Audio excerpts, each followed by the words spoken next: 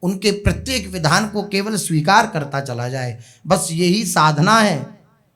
वरना मन विचलित हो जाता है कि हमने प्रार्थना भी करी, हम प्रभु से विनय भी करते हैं कि ये बात हमारी सुधर जाए, लेकिन क्यों नहीं सुधर रही? भगवान हमें वहाँ पक्का करना चाहते हैं, परिपक्व करना चाहते हैं, इसलिए नहीं सुधर रही। वरना उनके लिए कोई दुर्लभ बात है? कुछ भी करने में समर्थ हैं, हमारी सोच से परे जो बात है उसको भी करने में वे समर्थ हैं।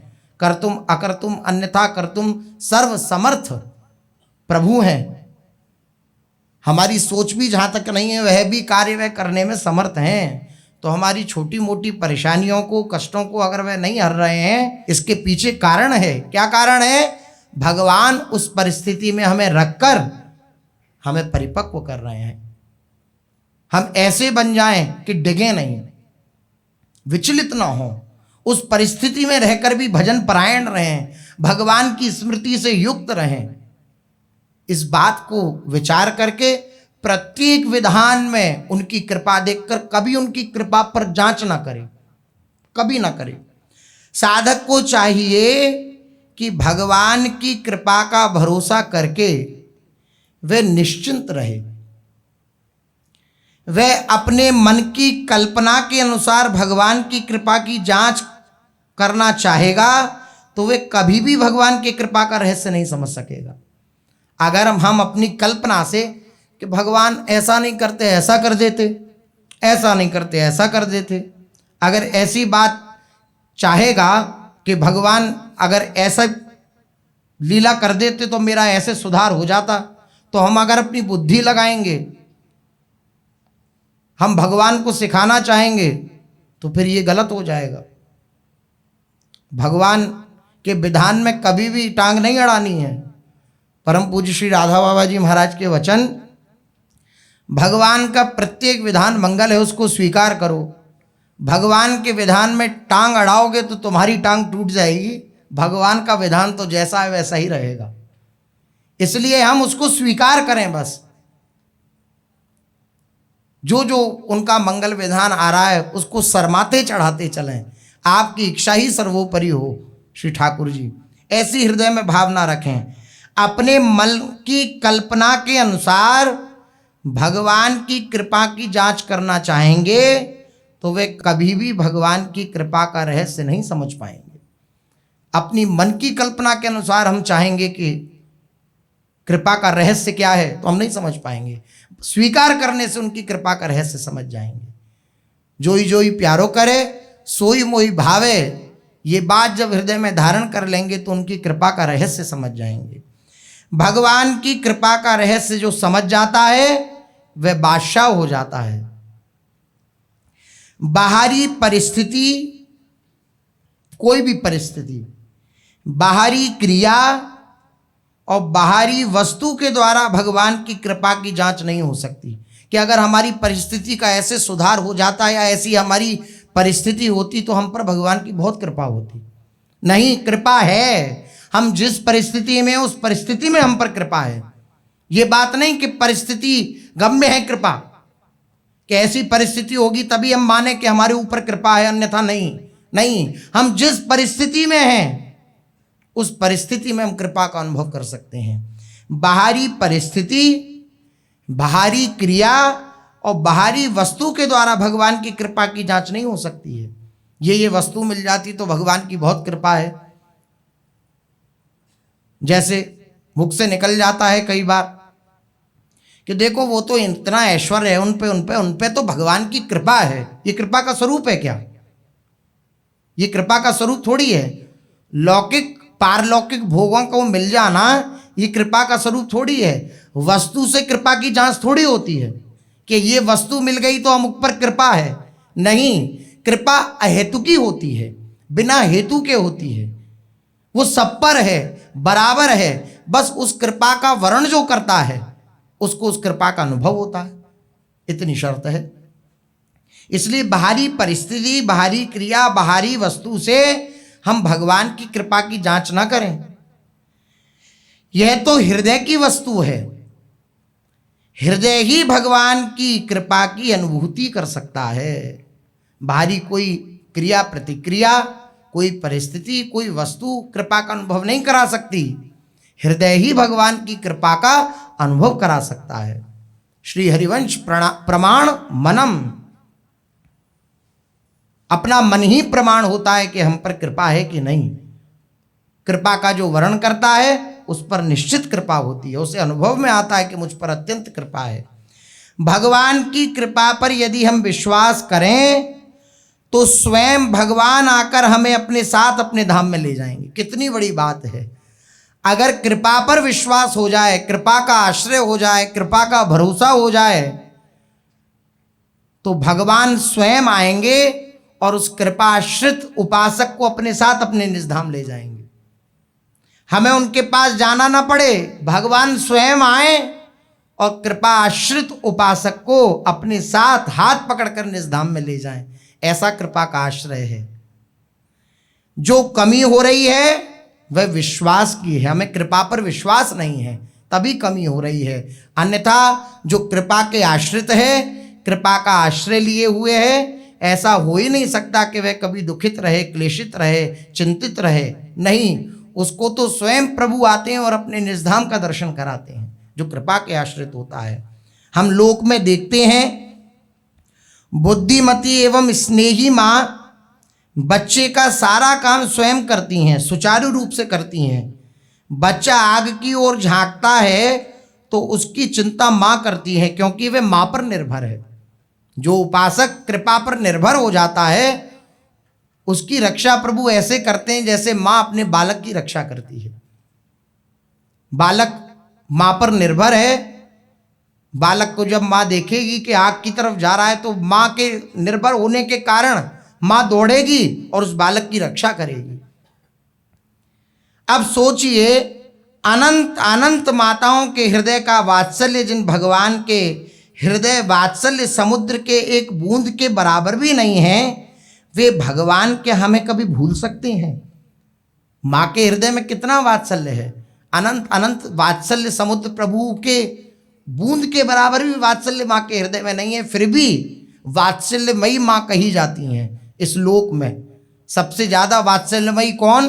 बोले माँ। लेकिन अनंत अनंत वात्सल्यमय हृदय से युक्त जिन प्रभु का है, जिनका हृदय अनंत वात्सल्य से युक्त है, वह क्या इस बात को देख सकते हैं कि मेरे उपासक का, मेरे शरणागत का, मेरी कृपा पर जिनका भरोसा है वह कहीं विघ्न को प्राप्त हो, कहीं क्लेश को प्राप्त हो? वह तो यही चाहेंगे कि मेरा भक्त निर्विघ्न पथ का अनुसरण करके मेरे हृदय से लग जाए। वे यही चाहेंगे। उनके हृदय की आकांक्षा यही होगी कि ये मेरे हृदय से लग जाए, मेरे से मिल जाए। बस हम एक बात रखें, अपनी माँ को पुकारते रहें, बार बार अपने प्रभु को पुकारते रहें। कोई भी क्लेश आए, कोई भी कष्ट आए तो हमारी दृष्टि कहीं और ना जाए।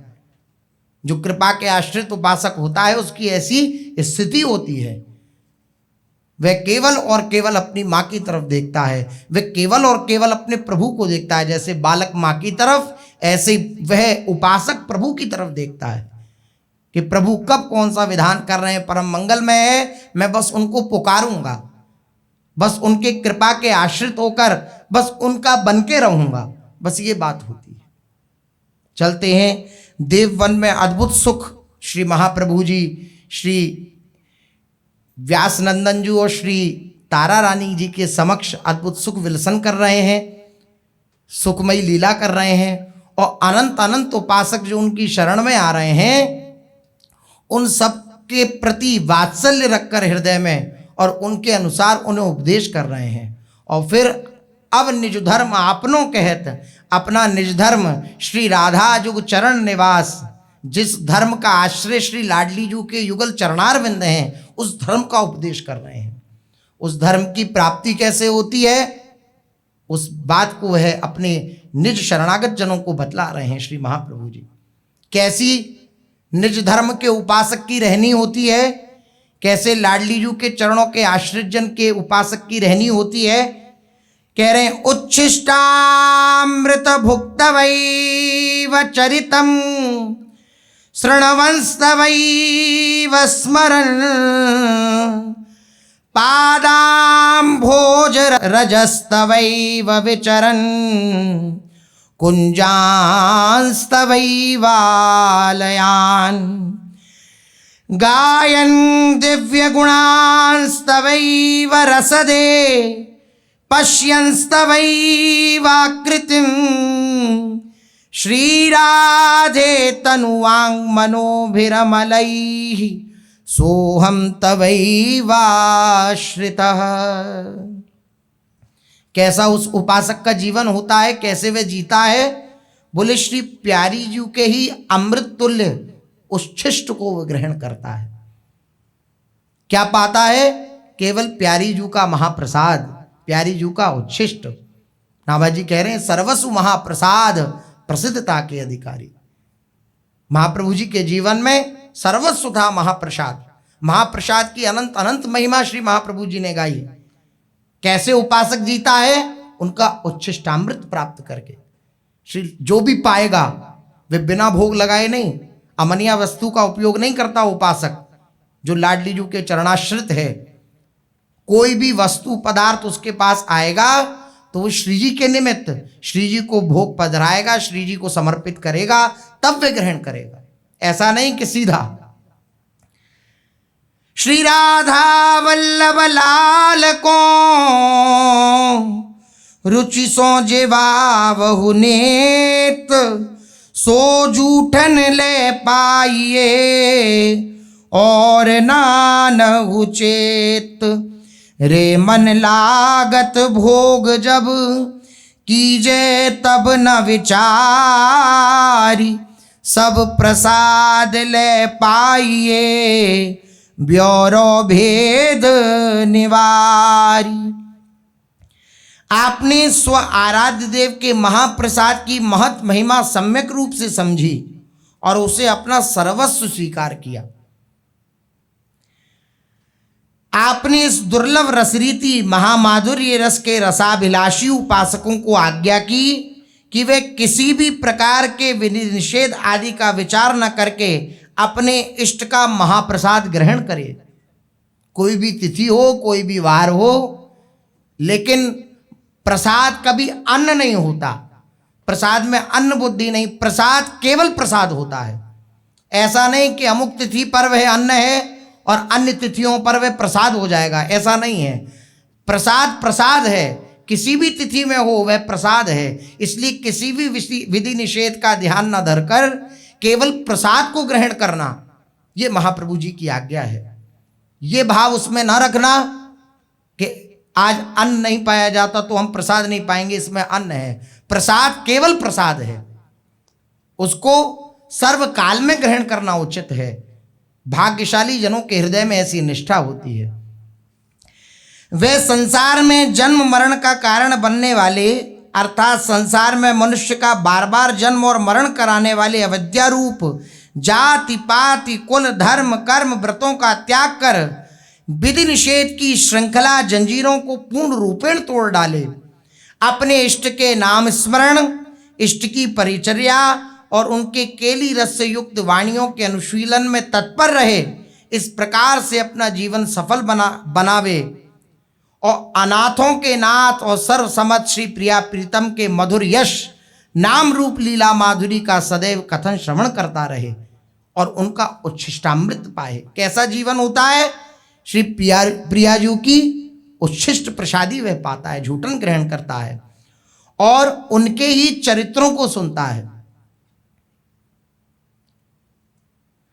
श्री प्यारी जू के चरित्रों का श्रवण करता है और श्री प्यारी जू के ही चरण कमलों की रज का ध्यान करता हुआ, उनके ही निवास स्थल कुंजों में विचरण करता हुआ, उनके ही दिव्य गुणों का गान करता हुआ और उनकी ही रूप माधुरी का पान करता हुआ वे अपने निर्मल शरीर, वाणी और मन से श्री श्यामाजू के ही आश्रित हो जाता है। इस प्रकार से उन्हीं का झूठन पाता है, उन्हीं के बारे में सुनता है, उन्हीं की रज का स्पर्श करता है, उनकी रज से युक्त श्री वृंदावन का ध्यान करता है, इस श्री वृंदावन में निवास करता है, उनके दिव्य गुणों का गान करता है और उनकी रूप माधुरी का पान करता है अपने चिंतन में। इस प्रकार से उसका शरीर, उसकी वाणी, उसका मन, ये श्यामाजू के आश्रित हो जाता है।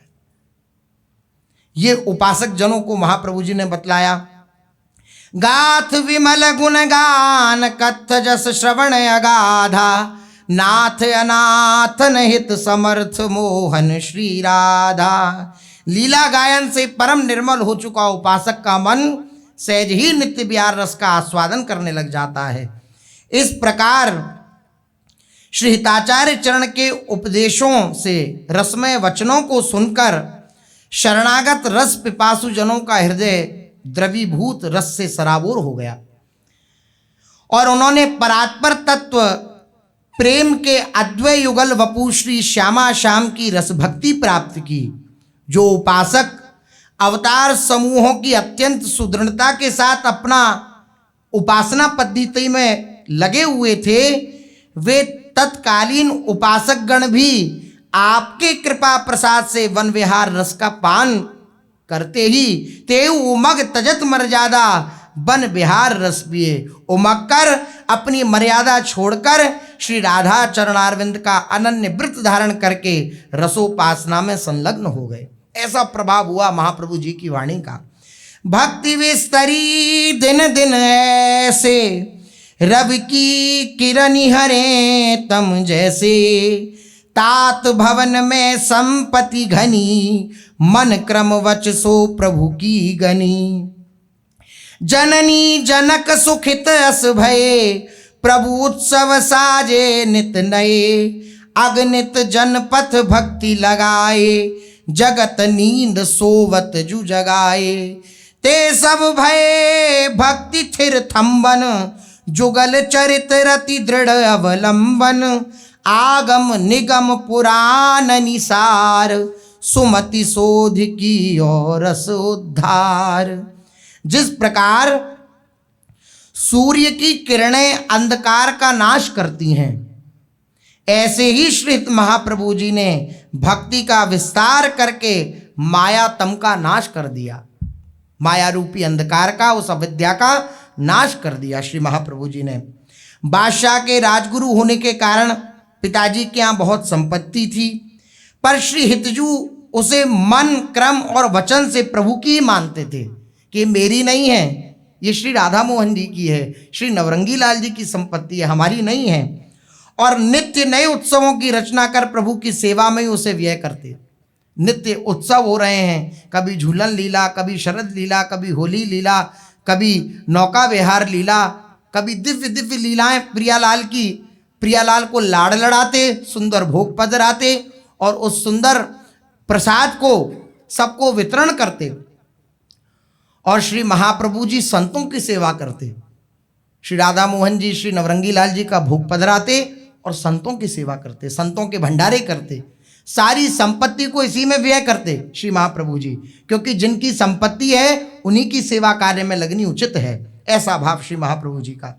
इससे श्री व्यास मिश्र जी और माता तारा रानी को बहुत सुख मिलता, क्योंकि भागवती हृदय के हैं तो अत्यंत सुख प्राप्त होता उन्हें। आपने मौन निद्रा में सोते हुए अनगिनत जीवों को जगाकर उन्हें भक्ति मार्ग पर लगाया। आपकी कृपा से वे सब श्री युगल का आश्रय लेकर भक्ति के स्थिर स्तंभ हो गए। आपने आगम निगम का सार अपनी पवित्र बुद्धि से शोधकर रसोपासना को प्रकाशित किया। ये सब आगम निगमों का सार है, ये रसोपासना, उसको शोध करके और प्रकाशित किया। प्रभु की सेवा सुहत जु करें, आप उपाक रचि भोग सुधरें। अपने हाथ से श्री प्रियालाल की सेवा करते हैं महाप्रभु जी, और अपने ही हाथ से सुंदर सुंदर व्यंजन बनाते हैं, अमरियां सिद्ध करते हैं श्री प्रियालाल के लिए और उन्हें भोग पधराते हैं श्री महाप्रभु जी अपने कर कमल से। 5 आरती 7 जु भोग, समय समय अर्पे प्रभु जोग। 5 आरती और 7 भोग, इस क्रम से श्री महाप्रभु जी समय समय से 5 आरती करते और 7 भोग श्री प्रियालाल को पधराते। वृथा न को पल छिन जाए, प्रभु चरितन सो प्रीति सुभाए। स्वाभाविक प्रीति प्रभु के चरित्रों में श्री महाप्रभु जी की है, एक पल भी व्यर्थ नहीं जाता है। आचार्य चरण हैं, आचरण करके अपने उपासक जनों को शिक्षा देते हैं। एक भी क्षण व्यर्थ नहीं जाता है श्री महाप्रभु जी का। वृथा ना को पल छिन जाए और प्रभु चरितन सो प्रीति सुभाए। स्वाभाविक प्रीति श्री महाप्रभु जी की प्रियालाल के दिव्य गुणों में है, स्वाभाविक रति है। कोई प्रयास नहीं करता, मन लगाना नहीं पड़ता, स्वतः मन उनमें डूबा हुआ है। आचरण करके श्री महाप्रभु जी बतला रहे हैं सब उपासक जनों को। दंपति जन्म कर्म गुण गावे, सादर महाप्रसाद ही पावे। उत्सव साजे विधि जु विधान, सबको सब विधि दे सन्मान। हरि भक्तन सो अति ही प्रीति, अपु करी सबन सिखावे रीति। जग जन आज्ञ जरत बेहाल, ते नहीं चितयो प्रभु जु कृपाल। शीतल करे भक्ति पथ लाई, खोल दिए जु कुंज रस खास।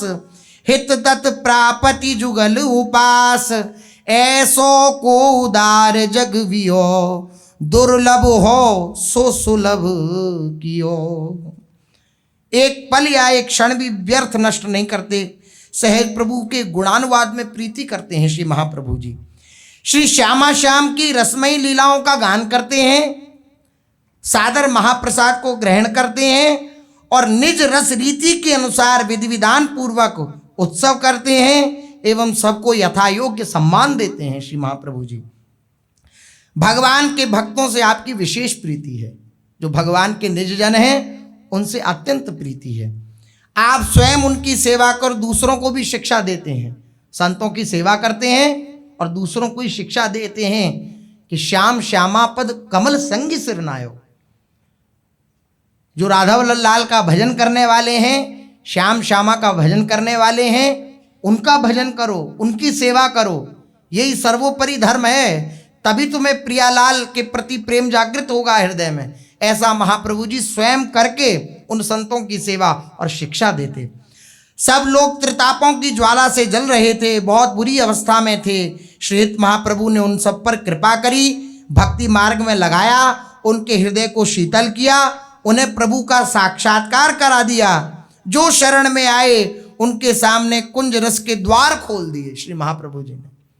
निकुंज रस के द्वार खोल दिए जो शरण में आया महाप्रभु जी के, और वे सब हित प्रदत्त युगल उपासना करने लगे। श्री हिताचार्य चरण की तरह ऐसा कौन दूसरा जग में उदार होगा जिन्होंने ऐसे दुर्लभ रस को सुलभ बना दिया। अति दुर्लभ रस है श्री वृंदावन रसोपासना। उस दुर्लभ रस को भी श्री महाप्रभु जी ने हम जैसे अधम जीवों के लिए भी सुलभ बना दिया। श्रीहित महाप्रभु अहर्निश युगल की प्रकट सेवा एवं मानसी सेवा में सदा निमग्न रहते। आप युगल प्रेमाशक्ति का मूर्तिमान स्वरूप हैं और नित्य निरंतर युगल केली का पान करते हुए आपकी उपस्थिति ही श्यामा श्याम के हृदय में केली की प्रेरणा व उत्साह प्रदान करने वाली है। आप उपस्थित हैं तो श्यामा श्याम के हृदय में केली करने का उत्साह है। आप ही प्रेरणा करते हैं किस प्रकार से केली करें, तो श्यामा श्याम उस प्रकार से केली करते हैं। आप श्री प्रियाजू के कृपावतार हैं। कृपा रूप जो वपु धर्यो। अतः शरणागत रसिक पिपासु जनों की रसपान की अभिलाषा को पूर्ण करने के लिए आपके करुणापूर्ण हृदय में इस नित्य विहार रस का रसास्वादन कराने की तीव्र उत्कंठा जागृत हुई। एकांत में प्रभु के चिंतन में निमग्न हैं, प्रकट सेवा करते हैं और पूर्व में जैसी दिनचर्या श्री महाप्रभु जी के वर्णन हुई वैसी दिनचर्या में निमग्न रहते हैं। सब के प्रति करुणा का भाव हृदय में है श्री महाप्रभु जी के हृदय में कि इन जीवों का कल्याण कैसे हो, ये दुर्लभ बात इनके लिए सुलभ कैसे हो जाए, ये बात उनके हृदय में है। तीव्र उत्कंठा है। अतएव सहज ही वो तीव्र उत्कंठा जब होती है, लालसा जब होती है कि इन जीवों का कल्याण हो, तो कैसे हो, तो बोले युगल के लीला गुणों का गुणगान करने से इनका कल्याण होगा, इनको उस रस में प्रवेश मिलेगा। इसलिए महाप्रभु जी पदों की रचना, पद प्रकट होते हैं श्री महाप्रभु जी के मुख कमल से। सहजी पदों के रूप में आपकी मधुर वाणी से रस का निर्झरण होने लगा। आपने अपनी भाव भरी अंतर्दृष्टि से रस मूर्ति श्यामा श्याम के जिन रसमय चरित्रों का अवलोकन किया, जिन लीलाओं को देखा, उन अद्भुत प्रेम चरित्रों को आपने अपनी वाणी के द्वारा संसार में प्रकट किया। अर्थात आपने अपने नित्य सिद्ध वपु श्री सजनी स्वरूप से देखी हुई रस लीलाओं को अपनी वाणी में मूर्त रूप दिया। आपकी सुमधुर वाणी लोक में श्री हित 84 जी के नाम से प्रसिद्ध हुई। इस प्रकार आपकी वाणी रूपी मोहिनी ने रसिक जन रूपी देवताओं को अद्भुत प्रेम रसामृत का पान कराकर तृप्त कर दिया। आहा, जैसे देवताओं को अमृत मिल गया तो उसको पी करके वे तृप्त हुए, अमर हुए, इसी प्रकार जो रसिक जन हैं वे इस दिव्यामृत को, इस रसामृत को पी करके तृप्त हुए, इस लीलामृत को पी करके तृप्त हुए। पद रचना प्रगटी वरबानी सबनि सुखद अति रससानी, लीला जुगल दरसी ज्यों परी तैसे पद करी वर्णन करी, दिन दिन के कौतिक जु अनंत हिल मिल करें जु राधा कंत, ती सुख मरमिनी महलिनी अली पर उपकार कथ्यो विधि भली, हियो सरोवर सुभर जु भर्यो तब रस बल करी रस ना झर्यो, ई कारण जग प्रादुर्भाव स्वामिनी कृपा सुबन्यो बनाव। वंशी स्वरूप श्री हिताचार्य चरण मुखोत्कीर्ण श्री हित 84 वृंदावन रस की वांगमय मूर्ति है। जिस रूप को वेदों ने रसो वही सह कहकर संकेत मात्र किया, उसे ही आपने जीवों पर कृपा करने के लिए वाणी का विषय बनाया। जो रस नेत नेत श्रुति भाक्यो ताको ते अधर सुधारस चाक्यो। उस जिसको वेद आदि ने नेति नेति कहकर पुकारा, जिसका पार नहीं पाया, उसको महाप्रभु जी ने प्रकट कर दिया। ऐसा महाप्रभु जी की दिव्य वाणी श्री राधा प्राधान्य महाप्रेम रस से आप्लावित 84 पदों के संग्रह का नाम ही श्री हित 84 जी है। अर्थात ये रसमयी वाणी समय समय पर लिखे गए मुक्तक पदों का संग्रह है। श्री हितजू की वाणी का प्रत्येक पद एवं अत्यंत कमनीय नवीन कुंज है, जिसमें श्री युगल किशोर आनंद में भरकर विहार करते हैं। इसका अक्षर अक्षर रस का घर है। प्रेमानंद रसार किंबा अद्भुतानंद ही महामधुर रस अथवा आद्य रस है। श्री हिताचार्य चरण की वाणी श्री हित 84 जी में निखिल आनंदों के सारभूत इसी आनंद प्राण रस का गान है। अतः श्री हित 84 जी की रसोपासना का मूल ग्रंथ कहा जाता है। श्री 84 जी को रसोपासना का मूल ग्रंथ कहा जाता है। निर्गुण सगुण ब्रह्म से विलक्षण निखिल निगमों के लिए भी नितांत अलक्ष्य रसाम्भोधि सार हित जोरी श्री श्यामा श्याम के रास विलास रसिक युगल की प्रेम क्रीड़ा किंबा रसकेली का गान इस वाणी में किया गया है। हिज्जू की वाणी परम रसमयी रहस्यमयी है। श्री श्यामा श्याम श्री हरिवंश वाणी के अक्षरों में प्रकट रूप से झलकते हैं। जो इस वाणी का आश्रय ले लेता है तो अक्षर अक्षर में श्री प्रिया प्रीतम का उसे दर्शन होता है। इस अत्यंत मधुर वाणी में श्री श्यामा श्याम की प्रेम केली का वर्णन होने के कारण यह वाणी प्रकट रूप से प्रेम रस स्रवित करती है। इस वाणी का रसिकगण नित्य अहर्निश अनुशीलन करते रहते हैं। इसका प्रत्येक शब्द कोमल सुंदर एवं सुमधुर है और इसमें निगमों को भी अगोचर परम अद्भुत बात कही गई है, जो निगमों के भी द्वारा अगोचर है। इसमें प्रेमियों की शुद्धाति शुद्ध प्रीति परिपाटी का वर्णन है। श्री हिताचार्य द्वारा हित 84 में कहे गए पद चतुर्जनों को रस मर्मज्ञों के परम धन है किंबा साधन साध्य एवं जीवन सर्वस्व है। रसिकों के जीवन है ये 84 पद। श्री हित 84 में रस मूर्ति श्री प्रियालाल की पारस्परिक प्रीति के परात्पर स्वरूप का अत्यंत मनोरम रीति से वर्णन किया गया है। श्री हिताचार्य के प्रेमोपास्य एक प्राण एक मन एक वय एक रुचि हितमूर्ति अद्वय युगल श्री श्यामा श्याम सदा नित्य किशोर रूप से श्री वृंदावन की सीमा में ही नित्य निरंतर प्रेम रस की अनंत अनंत नई नई क्रीड़ाएं करते रहते हैं। प्रेम की इन महामधुर नित्य क्रीड़ाओं का नाम ही नित्य विहार है। हितवाणी रसिक युगल के इसी नित्य विहार रस से भरी हुई है, इसलिए ये रसिक जनों के हृदय का हार बन गई है। सो जुबानी रसिक नित्य निश दिन रटत, कहत अरु सुनत रस रीति जानी, ताहि तजियोर गाऊं न कबहूं कछु, प्राण रमि रहे हरिवंश वाणी। आपकी वाणी आनंद की बेली है और जो वृंदावन में नित्य प्रति होने वाली रसकेली से रची हुई है। आपकी गहरी और गंभीर वाणी में अवगाहन करना एकमात्र आपकी कृपा से संभव है। जो अपनी बुद्धि बल से इस वाणी के संबंध में कुछ विचार करने के लिए उद्यत हुए, उनकी मति ने थककर अपनी हार स्वीकार कर ली। कोई चाहे कम इस वाणी को अपनी बुद्धि के द्वारा समझ लें कि इसका अर्थ क्या है, तो वो नहीं समझ सकता। केवल कृपा से उसके हृदय में इस वाणी का अर्थ प्रकाशित होता है। आपकी वाणी रस रत्नों से भरा हुआ ये अगाध और अपार रस समुद्र है। यद्यपि रसिकजन रूपी गोताखोरों ने इसमें प्रविष्ट होकर अनेकानेक रस रत्नों को खोजा है और अपनी वाणी में उनका वर्णन भी किया है, किंतु फिर भी संपूर्ण पार नहीं पा पाए। इतना ही है ऐसा नहीं, पयामे पूनो नहीं, ताते कबहू न शेष।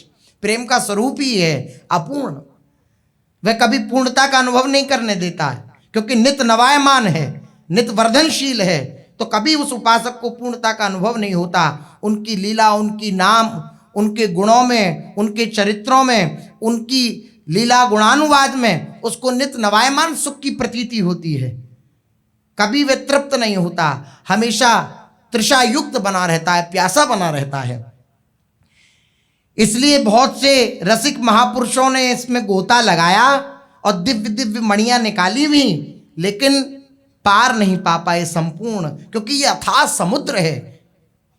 यह हितवाणी अगोचर अनंतानंत रस रत्नों से भरी है। आपने अपनी वाणी में परात्पर तत्व प्रेम की उपासना के अत्यंत अगाध और गूढ़ विचार का रहस्योद्घाटन किया, जिसका पार आज तक कोई भी पा नहीं सका।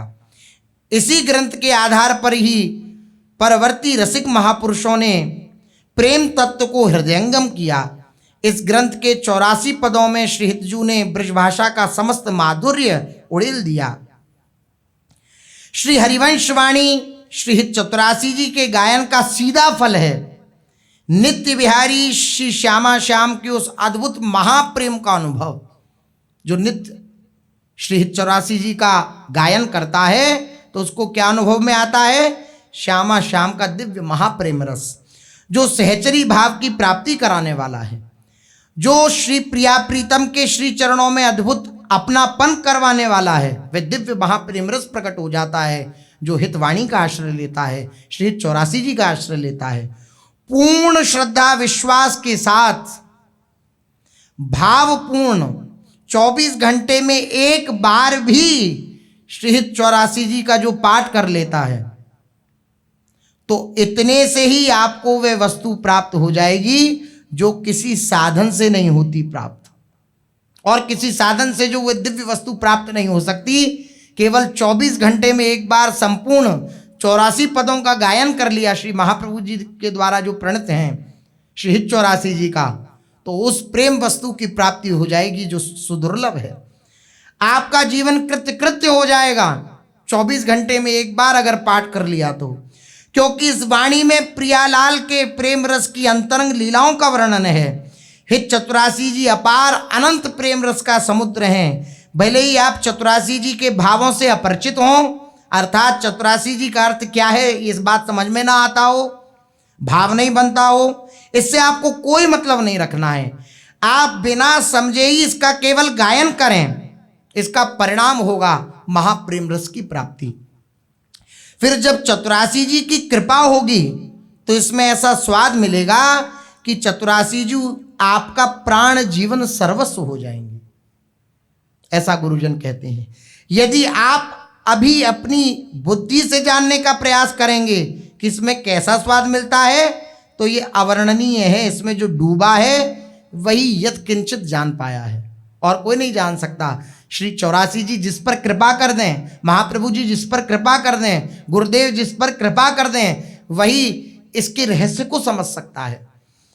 श्री हरिवंश चंद्र जी कृत 84 पदों का जो कथन श्रवण करता है, क्या फल मिलता है उसको? भवजल निधि को नाव, काम पावक को पानी, प्रेम भक्ति को मूल, मोद मंगल सुखदानी, निगम सार सिद्धांत संत विश्राम मधुरवर, रसिकन को रस सार सकल अक्षर रस को घर, 84 हरिवंश कृत पढ़े सुने निशि भोर, छोटी 84 भ्रमण ते निरखे जुगल किशोर, निरखे जुगल किशोर, भोर अरु रैन न जाने, पिए रूप रस मत भयो कछु मन ही नाने, प्रेम लक्षणा भक्ति होए ही आनंदकारी, अरु वृंदावन वास सखी सुख के अधिकारी, कुंज महल की टहल सुख दंपति संपत्ति पाई है, जश्न रूप लाल हित प्रीति सो जो 84 गाई है। क्या दिव्य फल प्राप्त होता है? कह रहे हैं 84 जी, श्री 84 जी संसार समुद्र को पार कराने के लिए नौका है। इन संसार समुद्र में जो फंसा हुआ है, इससे निकलना चाहता है, तो उसके लिए ये नौका है। कामाग्नि को बुझाने के लिए शीतल जल के समान है श्री 84 जी। तात्पर्य, श्री हित 84 जी में वर्णित श्यामा श्याम की अद्भुत प्रेम क्रीड़ा में यदि मन प्रवेश पा जाए तो लौकिक काम अनायास शांत हो जाता है। ये प्रभाव है श्री हित 84 जी का। श्री हित 84 जी प्रेमा भक्ति का मूल स्रोत हैं और परम मोद में मांगलिक सुख प्रदान करने वाली हैं। निगमों का सार रूप सिद्धांत इनमें वर्णित हुआ है और ये संतों का परम मधुर विश्राम स्थल है। इसके प्रत्येक अक्षर में रसिक जनों द्वारा आस्वादित रससार भरा हुआ है। आचार्य चरण गोस्वामी श्री हरिवंश चंद्र जी कृत इस हित 84 जी का यदि कोई प्रातः सायं पठन श्रवण गायन करे तो वह 84 लाख योनियों के चक्र से छूटकर युगल किशोर श्री श्यामा श्याम के दर्शन पा जाता है। कैसा अद्भुत प्रभाव है श्री 84 जी का। श्री 84 जी के सतत अनुशीलन के फलस्वरूप उपासक युगल किशोर श्री श्यामा श्याम के दर्शन प्राप्त कर लेता है। उनका मन रसानुभव में डूब जाने के कारण उसको प्रातः सायं की कोई प्रतीति नहीं रहती।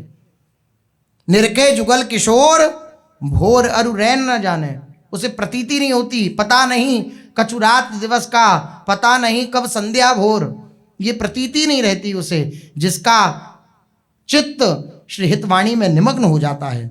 वह कालातीत स्थिति को प्राप्त हो जाता है, अर्थात समय का निरंतर परिवर्तन उसकी रसानुभूति को बाधित नहीं कर सकता। उसका मन मत्त बनकर अहर्निश श्री श्यामा श्याम के रूप रस का पान करता रहता है और उसमें अन्य किसी बात के लिए अवकाश ही नहीं रहता, समय ही नहीं रहता। उसके हृदय में परमानंदमयी प्रेम लक्षणा भक्ति का उदय हो जाता है। वह श्री वृंदावन में अविचल रूप से स्थित हो जाता है। उसको अखंड वृंदावन वास की प्राप्ति हो जाती है एवं सखियों के अनुपम सुख का वह अधिकारी बन जाता है। जिसको ऐसे लाभ चाहिए तो 24 घंटे में बस एक बार श्री हित 84 जी का पाठ कर ले, इतने बड़े लाभ हम प्राप्त हो जाएंगे। उसे अखंड वृंदावन वास मिल जाएगा, सारे क्लेश चित्त के शांत हो जाएंगे। भव सागर से पार करने की ये सुदृढ़ नौका स्वरूप है श्री हित 84 जी। भव सागर से वे पार हो जाएगा और प्रियालाल की नित्य सेवा में सम्मिलित हो जाएगा। श्री हित रूपलाल गोस्वामी जी कहते हैं कि जो प्रीति पूर्वक श्री हित 84 जी का गान करेगा उसको कुंज महल की टहल का सुख प्राप्त होकर दंपत्ति श्री युगल रूपी संपत्ति प्राप्त हो जाएगी। ऐसी दिव्य है ये हितवाणी। भूरि भाग जीवन सफल बानी तत्व विचार, श्री हरिवंश सुरीति बिन मिटे नहीं भ्रम भार। वाणी श्री हरिवंश की निर्मल भजन अगाध, जाही के ही में रमे सोई सुजन सुसाध। श्री हरिवंश चंद्रजू द्वारा रचित श्री 84 जी भजन का सार सर्वस्व हैं, अति निर्मल विशुद्ध प्रेम रस धारा हैं। इस वाणी में चित्त उसी का रमता है जिस पर श्री हितजू प्रसन्न हो जाते हैं, वही इस महारस का आस्वादन कर पाता है। इस प्रकार श्री महाप्रभु जी ने जगत जीवों के उद्धार के लिए, जगत जीवों के कल्याण के लिए, उस दुर्लभ रस को प्रकाशित करने के लिए इस दिव्य रसवाणी श्री हित 84 जू का प्राकट्य किया। महाप्रभु आठों पहर श्री नवरंगी लाल जी की सेवा में निमग्न बने रहते और समय मिलने पर अपने सद उपदेशों के द्वारा सबको सुख प्रदान करते। धीरे धीरे तारा रानी व्यास मिश्र जी के वृद्ध हो जाने के कारण समस्त गृह कार्यों का भार श्री हितजू एवं श्री रुक्मणी देवी के ऊपर आ गया। अब रुक्मणी देवी तथा महाप्रभु दोनों मिलकर गृह कार्यों का सम्यक निर्वहन करते, जिसे देखकर माता पिता के वात्सल्यपूर्ण हृदय में जो एक चिंता थी कि ये हमेशा प्रभु की सेवा में निमग्न रहता है, ये गृहस्थी का कार्य कैसे निर्वहन कर पाएगा, ये जो चिंता थी अब तारा रानी और व्यास मिश्र जी की ये चिंता भी मिट गई। इनकी सेवा से दोनों वृद्ध दंपति बड़े ही प्रसन्न रहते। इस प्रकार से आनंदमय समय व्यतीत हो रहा था, किंतु अब वह दुखद समय आया जब आपके पिताश्री श्री व्यास मिश्र जी अपनी इहलोक लीला संवरण करके सहचरी स्वरूप से नित्य निकुंज लीला में प्रविष्ट हो गए। व्यास मिश्र जी अपनी इहलोक की लीला संपन्न करके अपने शरीर को छोड़ करके और प्रियालाल की दिव्य सेवा में सम्मिलित हो गए। उस समय श्री महाप्रभु जी की आयु थी 30 वर्ष की। पितृवियोग का आपके मन में दुख हुआ, क्योंकि वे केवल पिता ही नहीं महाभागवत भी थे, श्री युगल सरकार के अनन्य उपासक थे, युगलोपासक थे। आपने पिताजी की यथोचित रीति से अंत्येष्टि क्रिया संपन्न की एवं दान पुण्य आदि जो भी अंत्येष्टि क्रिया के बाद होता है वह सब प्रक्रियाएं की। श्री व्यास मिश्र जी के देहावसान की दुखद घटना के बाद से तारा रानी भी अंदर ही अंदर बहुत दुखी रहने लगी और इसका परिणाम यह हुआ कि वह भी बहुत शीघ्र ही निकुंज गमन कर गई। श्री व्यास मिश्र जी पहले पधारे और उसके बाद श्री तारा रानी जी भी निकुंज प्रवेश कर गई। ये बात जब दिल्लीपति बादशाह को ज्ञात हुई, सूचना मिली कि व्यास मिश्र जी का देहावसान हो गया है, उनकी अर्धांगिनी श्री तारा रानी जी का भी देहावसान हो गया है, तो इस दुखद समाचार से उसके हृदय में बड़ी भारी पीड़ा हुई, क्योंकि उसने व्यास मिश्र जी का प्रभाव देखा था। उसके हृदय में बड़ी भारी पीड़ा हुई और वह बहुत दिनों तक दुखी बना रहा।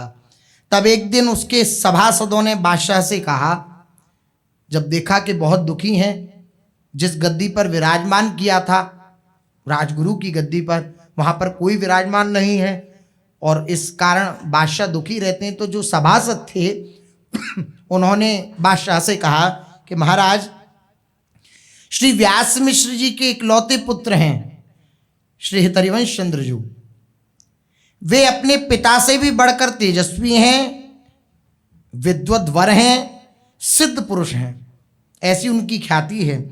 बाल्यावस्था से उन्होंने अनेकों चमत्कार पूर्ण कार्य किए जिनकी लोक में बड़ी प्रसिद्धि है। देववन वासियों ने साक्षात अवतारी महापुरुष मानते हैं, ऐसी उनकी ख्याति है। बादशाह से सभासद जन कह रहे हैं। इस प्रकार अपने सभासदों से श्री हरिवंश चंद्रजू के संबंध में अद्भुत चरित्र सुनकर श्री बादशाह ने अपने मंत्री को तत्काल आज्ञा दी कि हम एक बार उनका दर्शन करना चाहते हैं। हम चाहते हैं कि श्री व्यास मिश्र जी की गद्दी पर उनका ही पुत्र आरूढ़ हो, वही बैठें और अपने उपदेशों के द्वारा हम सबका मार्गदर्शन करें, हमारी इच्छा है। आप लोग जाओ, हाथी घोड़े रथ पूर्ण साज समाज लेकर के उनके पास जाइए और सादर उन्हें दरबार में लेकर के आइए, क्योंकि जैसा आप लोग उनके मुख से सुना, आप लोगों के मुख से सुना हमने कि जिस प्रकार श्री व्यास मिश्र जी बड़े गुणी और धर्मज्ञ थे, वैसे उनका पुत्र गुणवान है, अतः अविलंब उन्हें यहाँ लेकर के आइए। हमारी बड़े हृदय में लालसा है कि हम उनका दर्शन करें।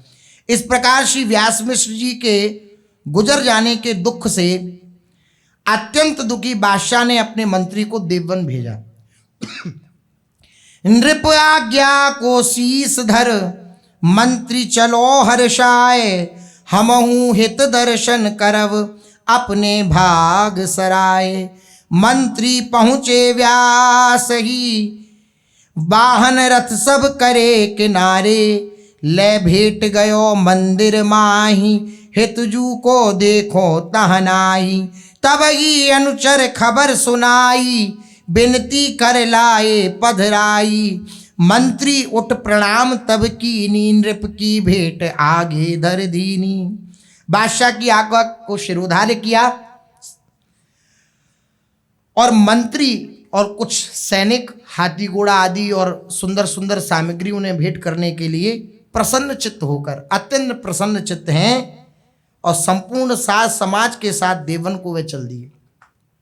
वे अपने भाग्य की सराहना करते जा रहे हैं कि हमने महाप्रभु जी की बड़ी महिमा सुनी है, पर कभी दर्शन नहीं हुआ था, आज उनका दर्शन प्राप्त होगा। आज देखिए हूं परम स्नेही। आज जिनकी लीला चरित्रों का हमने श्रवण किया, जिनके महान प्रताप का हमने श्रवण किया, आज उनका दर्शन होगा। इस भाव से वे बड़ी प्रसन्न हैं हृदय में। हमहु हित दर्शन करव अपने भाग सराय हैं। हमारा भाग्य बड़ा आज भाग्यशाली हो गया है, हमारा भाग्य भी भाग्यशाली हो गया है, क्योंकि हमें आज श्री हितजू के दर्शन प्राप्त होंगे। बड़ी महिमा उनकी सुनी है, दर्शन प्राप्त नहीं हो रहा था, आज ये बाना बन गया, हमारी इच्छा पूर्ण हो जाएगी। इस प्रकार विचार करते हुए वे देववन पहुंचे। श्री व्यास मिश्र जी के महल के द्वार पर पहुंचकर उन्होंने हाथी घोड़े रथ आदि वाहनों को एक ओर खड़ा कर दिया और बहुत सी भेंट सामग्री लेकर के सर्वप्रथम श्री नवरंगी लाल जी के मंदिर में प्रवेश किया। वहाँ प्रभु का दर्शन करके वे बड़े आनंदित हुए, किंतु श्री हित महाप्रभु उन्हें वहाँ नहीं मिले। तब सेवकों ने मंत्री जी को वहीं बिठाकर श्री हितजू महाराज को सूचित किया कि दिल्ली बादशाह के यहाँ से मंत्री जी आए हैं और वे आपसे मिलना चाहते हैं। सूचना पहुंची श्री महाप्रभु जी के निकट। श्री हिताचार्य चरण आवश्यक सेवा कार्य पूर्ण करके अपने भवन से जैसे ही बाहर आए तो महाप्रभु जी का ऐसा सौंदर्य, ऐसा तेज कि जितने भी सभासद आए थे, साथ में मंत्रीगण आए थे, जितने भी सेवक थे, वे सब हतप्रभ रह गए महाप्रभु जी के उस तेज को देख करके। अद्भुत तेज, अद्भुत गंभीर नेत्र, उन नेत्रों को देखा तो एकदम सहता सब खड़े हो गए, उठकर खड़े हो गए। एवं श्री हिताचार्य को सबने प्रणाम किया, दंडवत। तदनंतर मंत्री जी ने दिल्ली पति के द्वारा भेजी हुई भेंट सामग्री, बेशकीमती वस्त्राभूषण, हीरा मोती की मालाएं, स्वर्ण मोहरें, उन स्वर्ण मोहरों से भरे हुए थाल, वे सब श्री आचार्य चरण के निकट उनके चरणों में समर्पित किए। कही दर्श प्रभु नृप को दीजय, सेवा हित जागी रही लीजय। बहु सन्मान ते तुम ही बुलाए, यही हित प्रभु न हम ही पठाए। कुंवर तुम्हें नृप देखो चाहें, व्यास मिश्र के गुण अवगाहें। पटभूषण धन दें भलो, मन सब ले नृपति पे चलो। सब भेंट चरणों में समर्पित करी। तत्पश्चात उन्होंने श्री हिज्जू महाराज से प्रार्थना करते हुए कहा कि हिज्जू, बादशाह को आपके पिता श्री व्यास मिश्र जी के परलोक गमन का समाचार मिला, उन्हें बहुत कष्ट हुआ और उन्होंने आपसे एक निवेदन भी किया है। वे आपको आपके पिताजी की गद्दी पर विराजमान देखना चाहते हैं कि जैसे व्यास मिश्र जी अपने धर्म उपदेशों के द्वारा राजा को शासित रखते थे, ऐसे ही आप भी उस गद्दी पर विराजमान होकर के हम सबको धर्म का उपदेश करें, ऐसी उनकी इच्छा है। इसलिए आप सादर दिल्ली पधार कर दिल्ली पति को दर्शन देकर कृतार्थ करें। अपनी सेवा के लिए बादशाह के द्वारा प्रदत्त जो जागीरी है उसको आप स्वीकार करें, बादशाह की ऐसी आज्ञा है। बादशाह ने बहुत आदर के साथ आपको बुलवाया है, इसलिए उन्होंने हमें आपके पास भेजा है ये सब दिव्य सामग्रियां लेकर। वे जानते हैं कि आप भी अपने पिता श्री व्यास मिश्र जी की भांति बड़े गुणवान हैं, बड़े धर्मज्ञ हैं, इसलिए वे आपके दर्शन के लिए बड़े उत्सुक हैं। अतः आप हमारी प्रार्थना स्वीकार कर दिल्ली चलिए। बादशाह प्रसन्न होकर बहुत से बेशकीमती वस्त्राभूषण, विपुल धन संपत्ति आपको समर्पित करेंगे तथा जो आपके पिता को मनसबदारी प्राप्त थी वही आपको प्रदान करेंगे। ये जो निवेदन भेजा था बादशाह ने, वह श्री महाप्रभु जी के चरणों में निवेदित किया। मंत्री ने कुंवर कही तब मधुरी बानी, काल ग्रसित सब विश्व बखानी, ब्रह्मलोक लो नश्वर जानी, नृप संपत्ति की कौन कहानी।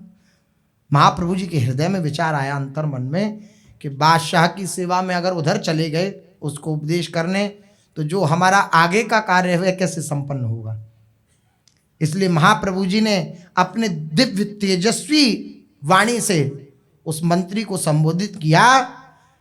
मंत्री जी की बातें सुनी और हिताचार्य चरण ने बड़ी ही सुमधुर वाणी में तेज से युक्त होकर उनसे कहा कि 14 लोकों की ब्रह्मलोक पर्यंत समस्त भोग संपत्ति और संपत्तिवान ये सब काल कवलित हैं, सब काल के द्वारा खाए गए हैं, अर्थात मृत्यु के ग्रास हैं। फिर यह मृत्यु लोक की थोड़ी सी राज संपत्ति यानी इस बादशाही मनसबदारी जैसी संपत्ति की तो बात ही क्या है। 14 लोक काल के द्वारा खाए जा चुके हैं, सब मृत्यु के ग्रास हैं, सबको मृत्यु वरण कर लेगी, सब नष्ट हो जाएंगे। तो ये राज संपत्ति, ये बादशाह की संपत्ति, ये बादशाह की मनसबदारी, इसकी तो बात ही क्या है। यह देव दुर्लभ मनुष्य शरीर इस नश्वर संपत्ति के उपभोग के लिए नहीं मिला है, महाप्रभु जी कह रहे हैं, बल्कि अपने परम प्रियतम प्रभु से मिलने के लिए प्राप्त हुआ है। जिनसे हम बिछड़ गए उनसे पुनः मिलने के लिए ये मनुष्य शरीर प्राप्त हुआ है। अतः इस विनाशी भोग वैभव पद प्रतिष्ठा को लेकर हम क्या करेंगे। जब ये बात सुनी, जितने भी मंत्री जन आए हुए थे तो बड़े आश्चर्यचकित हुए, और महाप्रभु जी की वो ओजस्वी वाणी, उसका प्रभाव सीधे चित्त पर पड़ रहा है मंत्री जनों के, अवाक रह गए। और महाप्रभु जी फिर दिव्य उपदेश कर रहे हैं उन मंत्री जनों को। सो शेष चर्चा आगे। श्री राधा वल्लभ लाल की जय।